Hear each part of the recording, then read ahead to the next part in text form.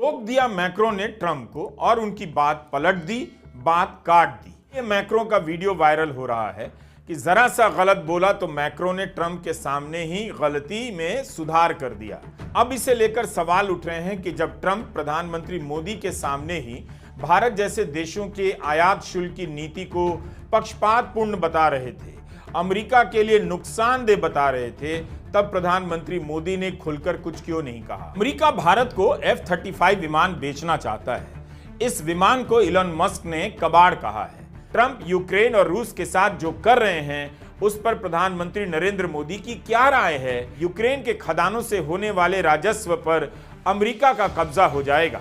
अब पूरी दुनिया में ट्रंप और फ्रांस के राष्ट्रपति मैक्रों की मुलाकात की चर्चा हो रही है। ट्रंप ने कहा कि यूरोप यूक्रेन को पैसे उधार दे रहा है और अपना पैसा वापस ले रहा है। अमेरिका ने यूक्रेन को जंग लड़ने के असल पैसे दिए हैं। ट्रंप के ऐसा कहते ही मैक्रो ने उनका हाथ पकड़ लिया और उन्हें बीच में रोकते हुए कहा कि यह सही नहीं है। इस युद्ध में जितना खर्च हुआ है उसका 60% भुगतान यूरोप ने किया है। अमेरिका ने लोन, गारंटी और ग्रांट दिया है, लेकिन असल पैसा यूरोप ने दिया है। मैक्रो ने यह भी कहा कि पुतिन ने शांति भंग की है। Europe is loaning the money to Ukraine. They get their money back.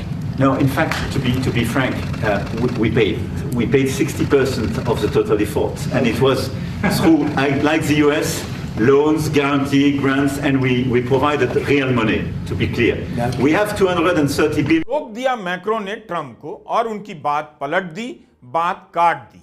Trump के इस बयान को सुनाना चाहता हूं। प्रधानमंत्री मोदी के सामने ट्रंप कह रहे हैं, अमेरिका ने अपनी बेवकूफी से कुछ देशों को अपना फायदा उठाने दिया, लेकिन प्रधानमंत्री मोदी ने तब भी कुछ नहीं कहा। ये मैक्रो का वीडियो वायरल हो रहा है कि जरा सा गलत बोला तो मैक्रो ने ट्रंप के सामने ही गलती में सुधार कर दिया। ट्रंप ने कह दिया ब्रिक्स मर गया है। ब्राजील, रूस, भारत, चीन और दक्षिण अफ्रीका इसके सदस्य हैं। भारत ने कुछ कहा ही नहीं कि उसकी क्या राय है।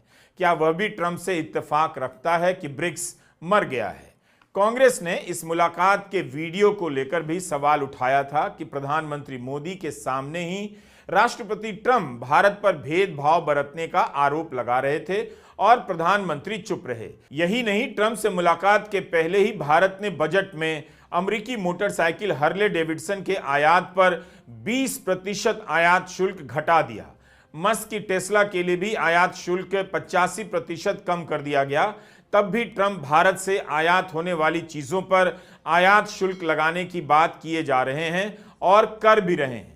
आज की तारीख में जो ग्लोबल ऑर्डर दिख रहा है उसमें सब कुछ ट्रंप के हड़काने से हो रहा है। रूस और यूक्रेन के बीच भारत की भूमिका को लेकर कितनी बहस होती थी, कितने दावे किए जाते थे, आज उनका कुछ भी अता पता नहीं।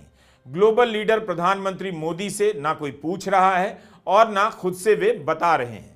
दावा किया जा रहा था कि इन दौरों में मोदी दोनों देशों के बीच चल रहे युद्ध को खत्म करने की बातचीत में मदद करना चाहते हैं। अगस्त 2024 में मोदी ने यूक्रेन का दौरा किया। एक महीने पहले इसके मोदी ने रूस की भी यात्रा की थी। इन सब यात्राओं को गोदी मीडिया में खूब बढ़ा चढ़ाकर पेश किया गया। दौरे से पहले मोदी ने अपने ट्वीट में लिखा कि हम युद्ध को लेकर शांतिपूर्ण हल पर अपने मत साझा करेंगे। एक दोस्त और पार्टनर होने के नाते हम चाहते हैं कि इस इलाके में जल्द ही शांति और स्थिरता लौटे।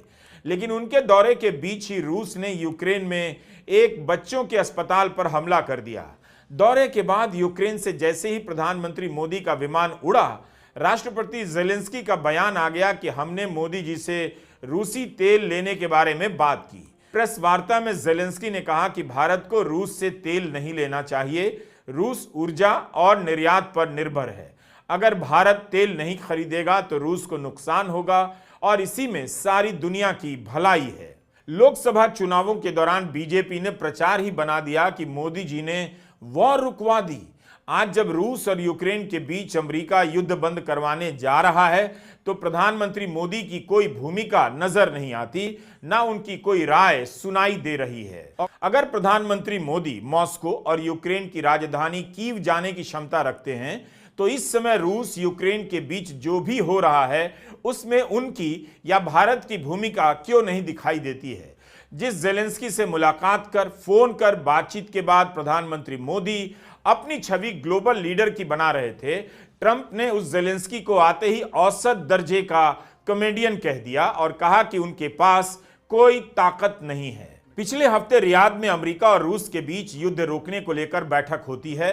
भारत की भूमिका नजर नहीं आती, भारत का कोई बयान सुनाई नहीं देता। रूस और यूक्रेन के बीच युद्ध शुरू होने के 3 साल बाद पहली बार अमेरिकी और रूसी अधिकारियों ने रियाद में विस्तृत चर्चा की। 4 घंटे तक चली इस बैठक में यूक्रेन को शामिल ही नहीं किया गया और ट्रंप यूक्रेन पर आरोप लगाते नजर आए। उन्होंने कहा कि यूक्रेन को रूस से डील कर लेनी चाहिए ताकि यह युद्ध शुरू ही नहीं होता। मोदी के ग्लोबल लीडर होने के दावे किए जा रहे थे। वॉशिंगटन में ट्रंप के साथ साझा प्रेस कॉन्फ्रेंस में प्रधानमंत्री मोदी ने कहा था, भारत दोनों देशों के संपर्क में रहा है। मुझे खुशी है कि राष्ट्रपति ट्रंप ने शांति के प्रयासों का इनिशिएटिव लेते हुए कल राष्ट्रपति पुतिन से बात की है। दुनिया का एक सोच रही है कि भारत न्यूट्रल है। भारत न्यूट्रल नहीं है, भारत का अपना पक्ष है और भारत का पक्ष है शांति। ट्रंप यूक्रेन और रूस के साथ जो कर रहे हैं उस पर प्रधानमंत्री नरेंद्र मोदी की क्या राय है, क्या आपको सुनाई पड़ी है? यूक्रेन के राष्ट्रपति जेलेंस्की को ट्रंप ने कॉमेडियन कहा, खुलेआम मजाक उड़ाया और पुतिन को डिक्टेटर कहने से इनकार कर दिया। यूक्रेन पर डील ना करने का आरोप लगाया, रियाद की बैठक में यूक्रेन को शामिल नहीं किया और संयुक्त राष्ट्र में उसके प्रस्ताव के खिलाफ वोट भी किया। अब वही जेलेंस्की वॉशिंगटन जा रहे हैं और ट्रंप के साथ एक डील साइन करेंगे जिसके तहत यूक्रेन के खदानों से होने वाले राजस्व पर अमेरिका का कब्जा हो जाएगा। अमेरिका ने जो पैसा दिया है वो अब इस तरह से वसूल करेगा। अमेरिका भारत को F-35 विमान बेचना चाहता है। इस विमान को इलॉन मस्क ने कबाड़ कहा है। मगर इसी बीच यह भी खबर आ रही है कि ट्रंप पाकिस्तान के F-16 विमानों की देखरेख के लिए $400 मिलियन खर्च करने वाले हैं। बाइडेन ने भी पाकिस्तान को पैसे दिए थे। कांग्रेस ने सवाल उठाया है कि इससे भारत के हितों को नुकसान पहुंच सकता है। जिस तरह से जेलेंस्की ने अमेरिका के चक्कर में यूक्रेन का भारी नुकसान कर दिया, क्या भारत अमेरिका से एक तरफा दोस्ती को लेकर इस वक्त आश्वस्त है? प्रधानमंत्री नरेंद्र मोदी के 2 भाषण हुए हैं, भोपाल और गुवाहाटी के इन्वेस्टर समिट में। इन दोनों जगहों पर उनके भाषणों को उठाकर सुनिए, आपको ट्रंप की टैरिफ नीति और व्यापारिक समझौते का कोई जिक्र नहीं मिलेगा। हमारा सवाल यही है कि अब तो कुंभ भी समाप्त हो गया, ध्यान कितना भटकाएंगे? भारत के ग्लोबल लीडर कहां हैं? कब इस सवाल को उठाएंगे? नमस्कार, मैं रवीश कुमार।